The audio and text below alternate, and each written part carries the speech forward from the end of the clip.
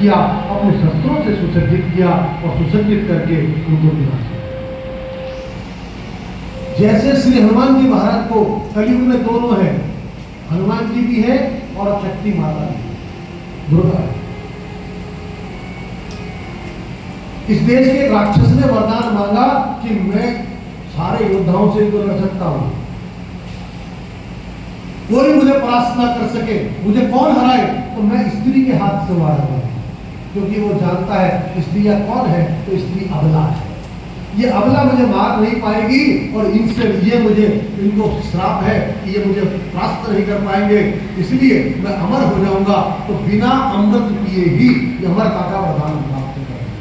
तब देवताओं ने एक जुगाड़ किया और तब माँ दुर्गा का प्रादुर्भाव किया और माँ दुर्गा को सभी देवताओं ने अपने मंत्रों से और अपने शस्त्रों से सुसज्जित किया और फिर कहा, हे दुर्गे, दुर्गा माता की स्तुति करके कहा, हे दुर्गे, हे नारी, अब तू अबला रही, सबला है और तू अब अपने रक्षा स्वयं कर सकती है। इसलिए आज हमको ध्यान रखना है, आप अबला नहीं है, आप सबला है। पुरुष आपका अंग है, आपकी रक्षा के लिए है, लेकिन अगर पुरुष किसी कारण से उपस्थित नहीं हो पाता है तो मैं अबला नहीं हूं, मैं सबला हूं, मैं सक्षम हूं, मैं समर्थ हूं। इसलिए अपनी रक्षा के लिए हमको समर्थ बनना चाहिए। कोई मेरी लज्जा को भंग ना कर सके, ऐसा सामर्थ्य मुझे होना चाहिए। सारे देवताओं ने अपने शस्त्र और मंत्रों से माताओं को सुसज्जित किया है, इसलिए अपनी शक्ति को पहचान। जब स्त्री एक बार शपथ उठाती है तो पूरे कुल का नाश करती है द्रौपदी। इसलिए अपने अंतर मन को, अपनी शक्ति को पहचानो। मैं कौन हूं, मैंने पहले दिन प्रश्न किया। इसलिए अपने को पहचान कर जीवन में आगे बढ़ना। हनुमान जी महाराज को लेकर के माता जी लेकर आ रही है और ला करके रास्ते में कहा, केसरी जी ने, अंजना देखो हमारा बच्चा कितना सौभाग्यशाली है। अगर हम अपने बच्चे का नामकरण करते और नामकरण में सभासद को बुलाते, पार्षद को बुलाते, तो जरूरी नहीं है वो आता है। वोट ही ना क्यों, तुमने वोट थोड़ी दी थी मुझे, इसलिए तुम आया नहीं आऊंगा।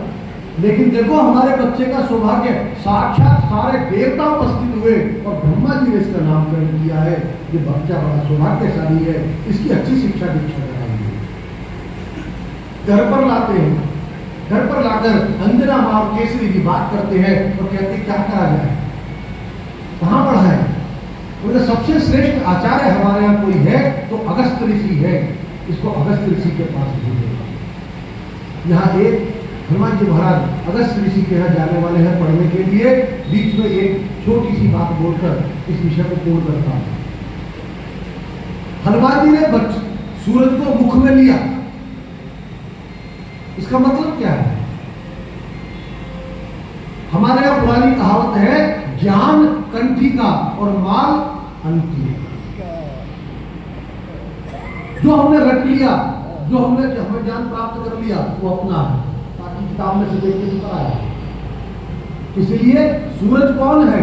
तो सूर्य देवता ज्ञान के देवता हैं। हम चाहते हैं कि हमारे बच्चे ज्ञानी बने, तो अपने बच्चों को सूर्य को अर्घ देना सिखाइए।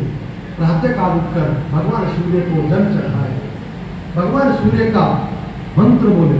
ये जो मैंने स्तुति पत्रक है, इसमें आदि तस्य नमस्कारान ये कुर्वन्ति दिने दिने आयु प्रज्ञा बलम वीर्यम तेजस्तेषां च जाय।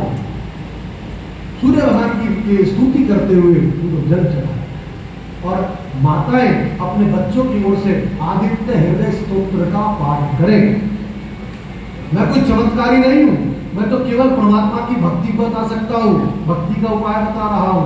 आप परमात्मा की भक्ति करिए, बच्चा ज्ञानी बनेगा, बच्चा श्रेष्ठ बनेगा। वो श्रेष्ठ बनाने का काम हमको करना है। अगस्त ऋषि के यहाँ जाने के लिए जो बच्चा हॉस्टल जाता है, मैया को कितना कष्ट होता है। बड़ा सजाती है, भेजाती है, लड्डू बांध के देती है, कभी कुछ देती है। बेटा समय से खाते रहिए, किसी को मत दियो, चुपचाप खा लियो, सब चीज समझाकर भेजती है। आज माँ हनुमान जी को लाड़ कर रही है कितना लाड कर रही है।